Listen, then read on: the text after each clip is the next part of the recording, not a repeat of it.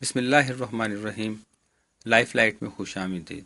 باپ پولیس میں معمولی آفیسر تھا جبکہ ماں اسکول میں ملازمہ۔ شوہر ٹی وی اینکر ہیں۔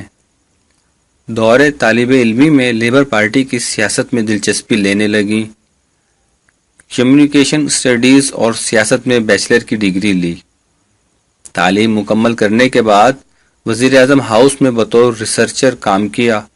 کچھ عرصہ نیو یارک میں ملازمت کی، پھر برطانیہ آئیں اور یہاں کے وزیر اعظم ٹونی بلیئر کی ایڈوائزری ٹیم میں ملازمت کی۔ 2008 میں وطن واپس لوٹیں اور پارٹی کے یوتھ ونگ کی لیڈر بنی۔ یہاں اپنی صلاحیتوں کا لوہا منوا کر ممبر پارلیمنٹ بنی۔ اگست 2017 میں لیڈر آف دی اپوزیشن بنی۔ انہوں نے قیادت سنبھالی تو لیبر پارٹی پہلے کے مقابلے میں بہت مقبول ہوئی، لیکن اسی سال ہونے والے انتخابات میں پھر بھی واضح اکثریت حاصل نہ کر سکی۔ بہت ہی معمولی اکثریت کے ساتھ جیسنڈا آرڈرن گرین پارٹی کے تعاون سے کولیشن حکومت کی کم عمر ترین وزیر اعظم بن گئیں۔ ایک ایسی وزیر اعظم جن کی تعریفیں آج صرف ان کے ملک کے شہری اور ان کے ہم مذہب عیسائی ہی نہیں بلکہ پاکستان سے لے کر عرب ممالک کے عوام اور حکمران مل کر رہے ہیں۔ بلکہ آج سروے کرایا جائے تو بلا مبالغہ یہ نوجوان عیسائی خاتون دنیا کی مقبول ترین سیاستدان ہوں گی۔ مقبولیت اپنی جگہ، لیکن ان کا اصل کارنامہ یہ ہے کہ 9/11 کے آگے پیچھے سیموئل ہنٹنگٹن، القاعدہ، داعش، صدر بش اور ڈونلڈ ٹرمپ جیسے لوگوں نے مذہبی اور نسلی بنیادوں پر نفرت، تشدد اور تقسیم کے جس بیانیے کو رائج کیا تھا، اس کے جواب میں عمل کی صورت میں یہ خاتون پہلی مرتبہ ایک جوابی بیانیہ لے کر آئی ہیں۔ ایک ایسا بیانیہ جو محبت، باہمی احترام اور پرامن بقائے باہمی کی سوچ پر مبنی ہے۔ گویا ان لوگوں نے اگر منفی انداز میں تاریخ کے دھارے کو بدلا تو اس چھوٹے سے ملک کی نوجوان اور خاتون وزیر اعظم نے اسے مثبت جانب بدلنے کی بنیاد رکھ دی۔ دنیا میں تشدد، نفرت اور تعصب کی لہر کو بھی حادثات نے جنم دیا اور جیسنڈا آرڈرن بھی اپنے ملک میں ہونے والے ایک المناک حادثے کے نتیجے میں عالمی افق پر نمودار ہوئیں، لیکن انہوں نے یہ موقف حادثاتی طور پر نہیں اپنایا۔ وہ پہلے سے منفرد خیالات اور کردار کی حامل تھیں۔ وہ اپنے آپ کو سوشل ڈیموکریٹ اور ترقی پسند کہتی ہیں، جو کیپٹلزم کو ایک ناکام نظام سمجھتی ہیں۔ وہ انسانی آزادیوں پر انتہا کی حد تک یقین رکھتی ہیں۔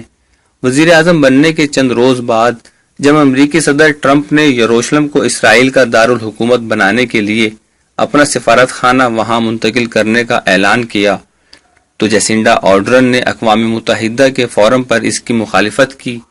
اسی طرح عیسائی ہو کر بھی انہوں نے میانمار میں روہنگیا مسلمانوں کے خلاف مظالم کی نہ صرف بھرپور مذمت کی بلکہ خود میانمار کی لیڈر آن سان سوچی سے ملی اور روہنگیا مسلمانوں کے مسئلے کو ختم کرنے کے لیے اپنی خدمات پیش کی۔ اسی طرح وہ چین کی ریاست سنکیان میں یوغر مسلمانوں کے ساتھ روا رکھے جانے والے حکومتی سلوک کی بھی شدید ناقد ہیں۔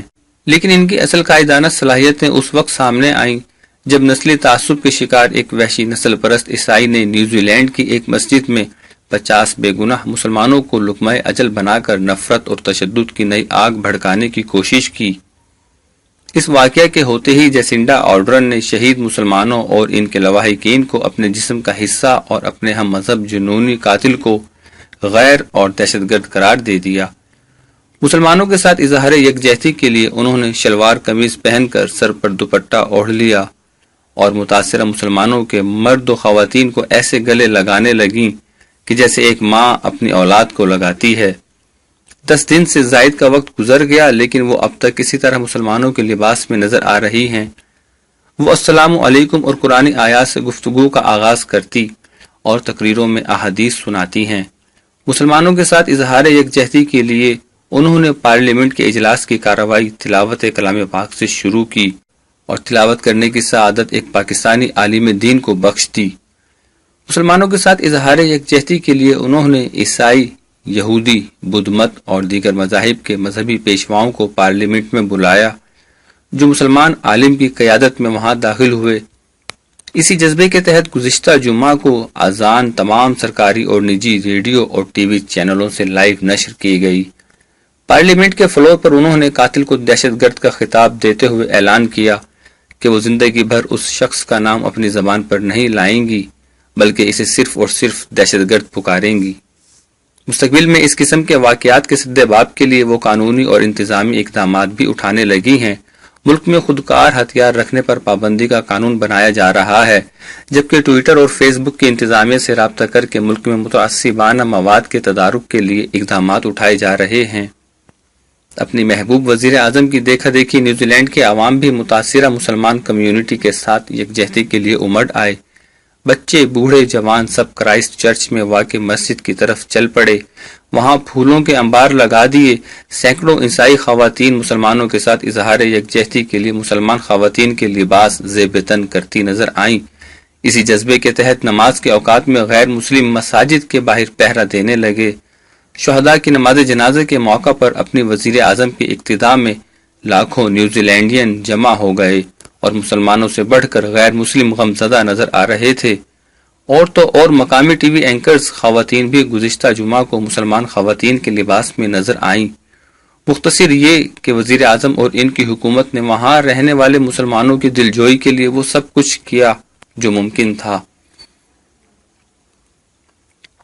اور یہی وجہ ہے کہ جیسنڈا آرڈرن اپنے ملک ہی نہیں بلکہ پوری دنیا کے مسلمانوں کی بھی ہیرو بن گئیں، اور مسلمان ممالک کے سربراہان ان کو شاباش دینے پر مجبور ہوئے، اور تو اور پاکستان کے دینی حلقوں میں بھی ان کی ستائش ہونے لگی۔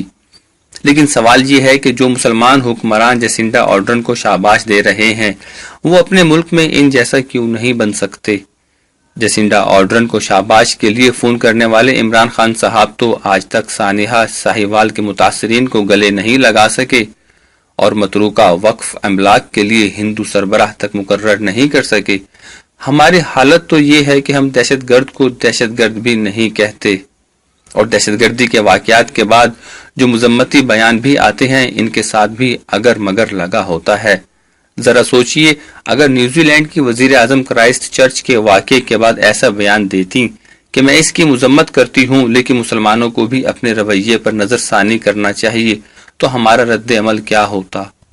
ذرا سوچئے، اگر یہاں کی اقلیتوں کے ساتھ اظہار یکجہتی کے لیے Pakistani T V anchors New Zealand کے اینکرز کی طرح کسی ایک دن ان اقلیتوں کا لباس پہن لیں یا ان کا حلیہ اپنا لیں تو ہمارے ان قدامت پرست حلقوں کا کیا رد عمل ہوگا جو اس وقت نیوزی لینڈ کی وزیر اعظم کو شاباش دے رہے ہیں؟